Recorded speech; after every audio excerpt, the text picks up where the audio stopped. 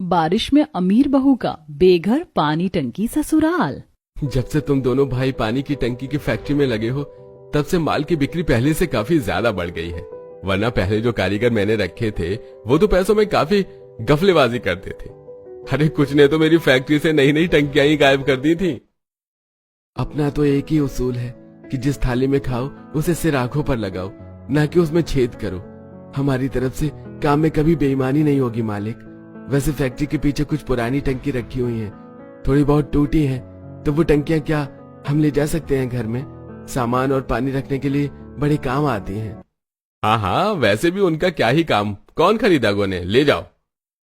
पुनीत और राजीव दोनों भाई एक पानी की टंकी की फैक्ट्री में काम करते थे। दोनों की कमाई से घर का गुजारा होता था। सारा काम खत्म करके फैक्ट्री के पीछे से एक पानी की टंकी उठाकर दोनों भाई जाने ही लगते हैं कि तभी बारिश शुरू हो जाती है। सिर पर पन्नी रखकर दोनों घर पहुंचते हैं कि अलका अपने दोनों बच्चों को काफी डांट रही है। तुम दोनों आजकल मेरी बिल्कुल भी बात नहीं मानते, बहुत जिद करते हो। क्या हुआ अलका, बच्चों को डांट क्यों रही हो? बाहर कितनी तेज बारिश हो रही है और इस बारिश में भी इन दोनों को बाहर खेलने जाना है।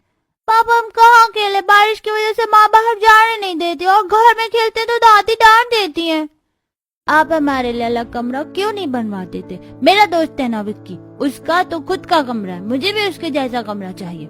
सुन रहे हो आप इन दोनों की बातें? अभी बनवाती हो तुम्हारा अलग कमरा। रहने दो अलका, बच्चे हैं। बच्चों, बनवा देंगे तुम्हारा अलग कमरा। चलो अब जाकर पढ़ाई करो और तुम चाय बना दो, जब तक हम दोनों कपड़े बदल कर आ जाते हैं। दोनों भाई कपड़े बदल कर आ जाते हैं। भैया मैंने आंगन में देखा कि एक और पानी की टंकी रखी हुई है, अच्छा हुआ ले आए। घर में काफी सारा सामान इधर उधर फैला हुआ था। अब सब कुछ उस टंकी में डाल दूंगी, इससे घर में थोड़ी जगह होगी तो बच्चे भी खेल लेंगे। ठीक है, मैं कुछ काम के लिए बाहर जा रहा हूँ, शाम तक आ जाऊंगा। इतनी बारिश में भला क्या काम है? गर्लफ्रेंड से मिलने के लिए जा रहे हो? भाभी आप भी ना, ऐसा कुछ नहीं है, मैं आता हूँ शाम तक। पुनीत छतरी लेता है, सीधा एक रेस्टोरेंट में जाकर वेट करने लगता है तो वहीं दूसरी तरफ। अरे स्वाति बेटा, बाहर बारिश हो रही है, कहाँ जा रही है बारिश में? पापा कैफे जा रही हूँ, शाम तक आ जाऊंगी। फ्रेंड्स ने आज अचानक प्लान बना लिया तो जाना पड़ रहा है। आजकल तुम कुछ ज्यादा ही बाहर जाने लगी हो, मना भी तो कर सकती हो अपने दोस्तों को।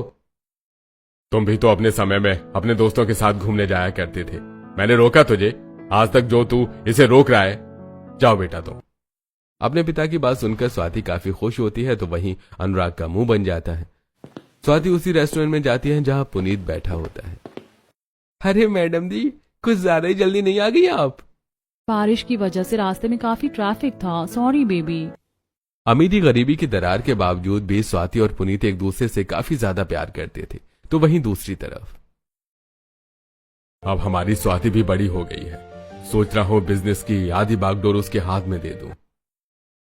पापा, बिजनेस का काम लड़कों का होता है, लड़कियों का नहीं। वो घर संभालते हुए ही अच्छी लगती हैं। ममता की गुजर जाने के बाद मैंने पूरी कोशिश की है कि तुम दोनों भाई बहन को माँ और पिता दोनों का प्यार दे सकूं। जितना हक बिजनेस और प्रॉपर्टी पर तेरा है उतना ही तेरी बहन का भी है। कैलाश की बात सुनकर अनुराग उठकर बाहर चला जाता है। इसी तरह कुछ समय गुजर जाता है। अनुराग ऑफिस का काम खत्म करके अपनी गाड़ी से घर लौट रहा होता है कि तभी वो गार्डन में स्वाति और पुनीत को एक दूसरे का हाथ पकड़े हुए देख लेता है और गुस्से से तिलमिलाते हुए घर आता है। थोड़ी देर बाद जब स्वाति घर आती है, तुमने तो कहा था कि अपने दोस्तों के साथ मूवी देखने जा रही हो, अब क्या मूवी गार्डन में लगने लगी हैं? भैया आप यहाँ क्या कर रहे हैं? मुझे कुछ समझ नहीं आ रहा। क्या हुआ अनुराग, क्यों चिल्ला रहा है स्वाति पर? कैलाश के पूछने पर अनुराग उसे सारी बात बताता है, जिसे सुनकर स्वाति। पापा उस लड़के का नाम पुनीत है, मैं उससे बहुत प्यार करती हूँ। माना वो एक गरीब परिवार से, लेकिन वो मुझे बहुत खुश रखेगा। स्वाति बेटा, मैं तुम्हारे इमोशंस को समझता हूँ, लेकिन मैं तुम्हारा बाप हूँ और मैं ऐसे ही किसी भी लड़के के हाथ में तुम्हारा हाथ नहीं दे सकता। एक काम करो, तुम उस लड़के और उसकी फैमिली से मुझे मिलवाओ। मुझे सब सही लगा तो मुझे इस रिश्ते से कोई प्रॉब्लम नहीं होगी, मगर पहले मैं जांच पड़ताल करूंगा। आप ये क्या कह रहे हैं? क्या आप इसकी शादी एक गरीब लड़के से करवाएंगे? लोगों को पता चलेगा तो क्या इज्जत रह जाएगी हमारी? समाज और इज्जत की बातें मुझे मत सिखा। अपनी जवानी में तूने क्या क्या किया है मुझे अच्छे से पता है, समझा? अपने पिता की बात सुनकर स्वाति काफी खुश होती है। तो वहीं अगले दिन कैलाश भारी बारिश में एक अर्जेंट मीटिंग के लिए कार लेकर निकलता है, लेकिन तभी बारिश की वजह से कार के टायर स्लिप होती है और कैलाश का एक्सीडेंट हो जाता है। इस एक्सीडेंट में कैलाश की जान तो बच जाती है, लेकिन सिर पर चोट लगने की वजह से वो कोमा में चला जाता है। डॉक्टर कह रहे हैं कि पता नहीं पापा अब कब तक ठीक होंगे, इसलिए अब तुम्हारी जिम्मेदारी मुझ पर है। मैं अपने बिजनेस पार्टनर केशव के साथ छोटे भाई से तुम्हारे रिश्ते की बात करूंगा। भैया आप क्या कर रहे हैं? आप जानते हैं ना मैं किसी और से प्यार करती हूँ, उसके बावजूद भी। उस रिश्ते के लिए पापा को कोई प्रॉब्लम नहीं थी, लेकिन मुझे है, और तुम्हारी शादी वहीं होगी जहां मैं चाहूंगा। स्वाति अनुराग से काफी विनती करती है, लेकिन अनुराग उसकी एक नहीं सुनता, जिससे स्वाति रात के अंधेरे का फायदा उठाकर अपने घर से सीधा पुनीत के घर चली जाती है। और जब सारी बात पुनीत के परिवार को पता चलती है तो तुम्हारे भाई को ये शादी मंजूर नहीं, ऊपर से तुम लोग इतने अमीर हो, अगर कुछ मेरे परिवार को हो गया तो। पर माँ, मैं स्वाति से बहुत प्यार करता हूँ और मैं उससे ही शादी करूंगा। माँ जी, देवर जी बिल्कुल ठीक कह रहे हैं, और वो स्वाति के सगे भाई हैं, सौतेली थोड़ी ना है जो उसे मार देंगे। पुनीत के घर वाले शादी के लिए राजी हो जाते हैं और अगले दिन ही मंदिर में पुनीत और स्वाति की शादी हो जाती है। नंद आंगन में पानी की टंकी के अंदर से सामान निकाल रही है। मैंने तो आज तक पानी की टंकी में सिर्फ पानी देखा है, लेकिन तुम लोग तो इतना सामान भी रखते हो। आपने तो देखा ही है हमारा घर कितना छोटा है, इसीलिए जगह बनाने के लिए जो भी एक्स्ट्रा सामान होता है ना, हम इसमें रख देते हैं। इस वाली में सामान रखा है और उसमें पानी। पानी की टंकी में अपने ससुराल वालों को घर का सामान रखता देख स्वाति को काफी हैरानी होती है। तो वहीं अमीर घर से होने की वजह से स्वाति ने आज तक घर के कामों को बिल्कुल हाथ तक नहीं लगाया था, लेकिन फिर भी जब स्वाति अपने ससुराल में काम करने की कोशिश करती है तो स्वाति, इस तरह से झाड़ू नहीं लगाया जाता, लाओ मुझे दो। तुमने आज से पहले झाड़ू नहीं लगाई, पर कोई बात नहीं, मैं हूं ना, मैं तुम्हें सब सिखा दूंगी। स्वाति को शादी करे मुश्किल से 2 से 3 दिन हुए थे। तो वहीं अब जब अनुराग को स्वाति के भागकर शादी करने और उसके ससुराल वालों का पता मिलता है तो गुस्से से तिलमिलाते हुए स्वाति के ससुराल आता है। तूने तो नाक कटवा के रख दी मेरी। अगर किसी को पता चल गया कि अनुराग सिंघानिया की बहन ने भागकर एक गरीब फटीचर परिवार से शादी कर ली है तो क्या इज्जत रह जाएगी मेरी। चुपचाप से वापस चल। छोड़िए ना भैया, जो हुआ अब माफ भी कर दीजिए मुझे, मैं आपकी बहन हूँ। भैया, माना हमसे गलती हुई है, लेकिन आप कब तक हमसे गुस्सा रहेंगे? खबरदार मुझे भैया कहा तो मालिक कहकर बात कर। तेरी औकात क्या है मेरे सामने? स्वाति, मैं तुझसे आखिरी बार पूछ रहा हूँ, तू मेरे साथ घर चल रही है या नहीं?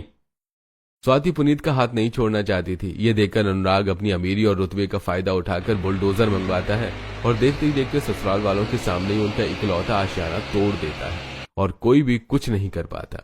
यह करके अनुराग अपनी महंगी सी गाड़ी में बैठकर चला जाता है। वहीं ये सब देखकर सरस्वती, इस शादी के लिए मैंने पहले ही मना किया था, इस कमबख्त की वजह से हमसे हमारी छत छिन गई। करम जली, तू चली क्यों नहीं गई यहाँ से? सरस्वती, ये क्या कह रही हो? वो बहू है हमारी, भला इसमें उसकी क्या गलती? सारी गलती इसी की है। सरस्वती अपनी बहू को काफी कोसती है। तो वहीं अलका जब आस पड़ोस से मदद लेने के लिए जाती है तो माफ करना अलका, लेकिन जिसने तुम्हारा घर नहीं बख्शा तो वो हमारे घर को थोड़े ना बख्शेगा। माफ करो और जाओ यहाँ से। डर के मारे कोई पड़ोसी उनकी मदद नहीं करता। तो वहीं देखते ही देखते अब बारिश भी शुरू हो जाती है। इस बारिश को भी अभी होना था, अब कहाँ भटकेंगे? तू क्यों चुप खड़ी है, कुछ तो बोल। आप क्यों बार बार स्वाति को बोले जा रही हो?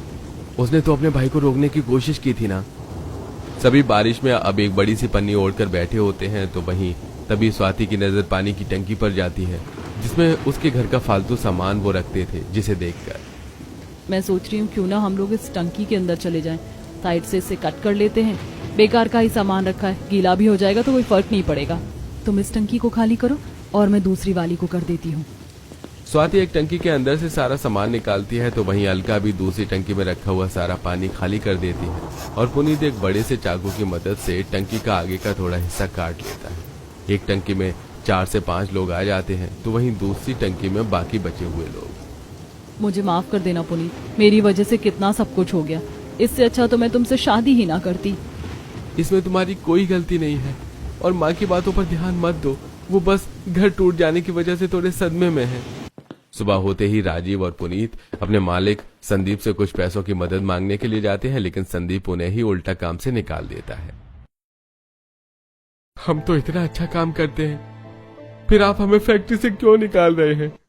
मैं भी तुम दोनों को काम से नहीं निकालना चाहता, लेकिन अनुराग जो तुम्हारी पत्नी का भाई है उसने मुझे धमकी दी है। अगर मैंने तुम दोनों को काम पर रखा तो वो अपनी पहुंच की मदद से मेरी फैक्ट्री को बंद करवा देगा। पुनीत और राजीव निराश होकर घर आ जाते हैं और अब जब बारिश होती तो पूरे परिवार को उस पानी की टंकी के अंदर ही बैठना पड़ता। पैसों की इतनी कमी थी कि ये गरीब परिवार चाहकर भी किराए का घर नहीं ले सकता था। तो वहीं अनुराग स्वाति के सारे अकाउंट को सील कर देता है। दोस्तों से भी मदद मांगने पर भी कोई स्वाति की मदद नहीं करता, जिससे परेशान होकर अब स्वाति इस तरह से पानी की टंकी के अंदर बैठे हुए हमें 2-3 दिन गुजर गए हैं। अगर हमें इस पानी की टंकी में रहना है तो इसे एक घर में ही बदल लेते, कम से कम सुकून से रह तो सकेंगे। मैं तुम्हारे कहने का मतलब समझी नहीं। 2-3 और बड़ी पानी की टंकी ले आएंगे, एक टंकी में 2 या 3 लोग उठ बैठ सकते हैं। इस तरह हमारे पास पानी के लिए एक घर होगा और हम बारिश से भी बच सकेंगे। कहीं आप पानी की टंकी का घर तो नहीं कह रही? ये हम पानी की टंकी के घर में रहेंगे।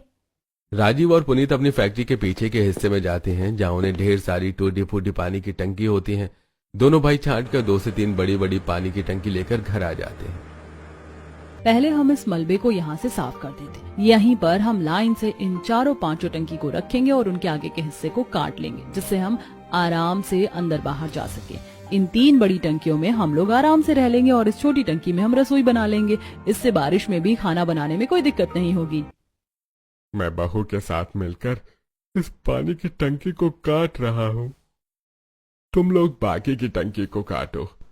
पानी की टंकी से घर बनाने के लिए अब सभी चाकू और आसपास से जुगाड़ की गई आरी की मदद से सब टंकी को काटने लगते हैं।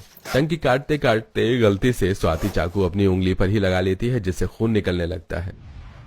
आह! स्वाति, तुम ठीक तो हो ना? कितना खून निकल रहा है। रुको, मैं इस पर हल्दी लगा देता हूँ। उसके जख्म तू भर देगा, लेकिन मेरे जख्मों का क्या, जो मैंने अपनी बूढ़ी आंखों से अपनी छत को गिरते हुए देखा है। सरस्वती के ऐसे ताने स्वाति के लिए किसी तीर के समान चुभने का काम करते हैं।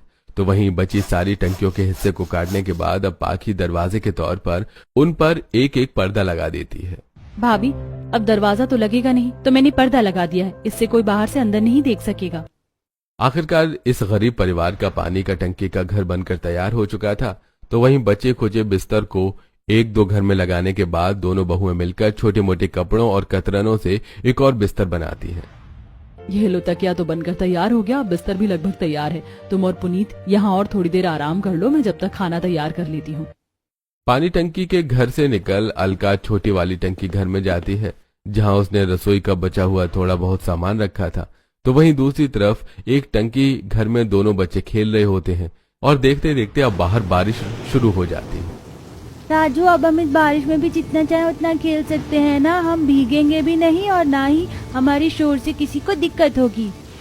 ये कैसा पानी का टंकी का घर है, ठीक से पैर भी नहीं फैला पा रही हूँ। बैठे बैठे मेरी कमर दुख गई है। ये सब उस चुड़ैल की वजह से हुआ है। पता नहीं कौन सी घड़ी में उसने कदम हमारे घर पर रखे थे। अरे बस भी करो भाग्यवान, क्यों बेचारी को कोस रही हो? लो, मैं इधर होकर बैठ जाता हूँ। इसी बीच ढूंढने पर दोनों भाइयों को दिन की 100 रुपए दिहाड़ी मजदूरी का काम मिल जाता है। इतनी महंगाई में इतने कम रुपए में घर चलाना काफी मुश्किल होगा, जिसे देख स्वाति। पुनीत, मैं सोच रही हूँ कि क्यों ना मैं भी अब कोई नौकरी ढूंढ लूं। ये पानी की टंकी का घर तो बस कुछ दिनों के लिए ही है, जिंदगी भर तो हम यहाँ नहीं रह सकते हैं ना। स्वाति, नौकरी के लिए डिग्री की भी तो जरूरत पड़ती है, और तुम्हारी डिग्री तुम्हारे पास है नहीं। उन्हें लेने के लिए तुम्हें घर पर भी नहीं जा सकती। बिना डिग्री के भी नौकरी मिल जाती है। सैलरी थोड़ी कम होगी, लेकिन कुछ तो दूंगी ना मैं घर में। स्वाति छोटे मोटे कंपनियों में नौकरी ढूंढने के लिए जाती है, जहां उसे एक जगह नौकरी मिल भी जाती है। एक दिन ठीक तरह से काम करने के बाद स्वाति को अकेला पाकर उसका मैनेजर उसके साथ जबरदस्ती बदतमीजी करने की कोशिश करता है। तो स्वाति उसे थप्पड़ मार देती है। तेरी इतनी हिम्मत, तूने मुझ पर हाथ उठाया, निकल जा यहाँ से। स्वाति पल भर में अपनी नौकरी खो बैठती है। तो वहीं दूसरी तरफ पानी की टंकी के घर के अंदर रहना इतना भी आसान नहीं था, जितना इस परिवार ने सोचा था।